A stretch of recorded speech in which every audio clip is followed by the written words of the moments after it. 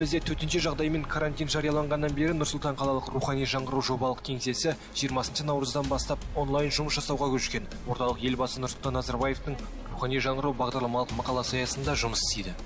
Аудиторияны жинай отыра, яғни о жерде педагогтар, психологтар, жалпы бала тәрбиесіне қатысты адамдар және әлеуметтік желіден де келіп қосылған адамдар бар. Сол адамдарға онлайн семинарларымызды бастап жүргіздік және кері байланыс кезінде ондай семинардың өте жақсы тамаша өткізген біздердің тыңдаушыларымыз айтты және ол өзінің жалғасын да тапты.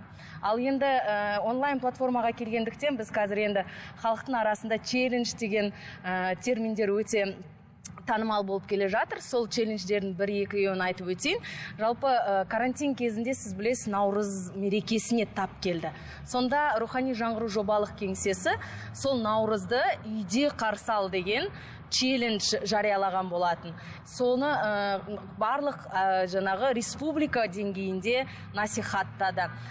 Енді статистикаға келетін болсақ, бұл челлендждер жалпы бізде 140 мың адам қатысқан екен. Енді мектептермен жұмысқа келетін болсақ, онлайн концерттер өткізілді. Сонымен қатар кешкі 9:30-да күнделікті біз дауыстап балаларға онлайн режимде, онлайн платформада, Инстаграмда, Фейсбукта дауыстап оқимыз.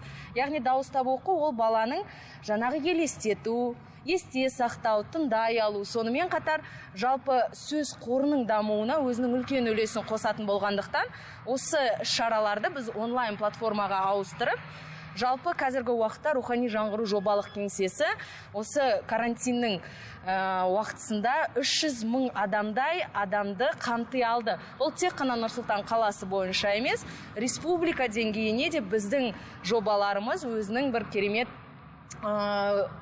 әсерін тапқан сияқты.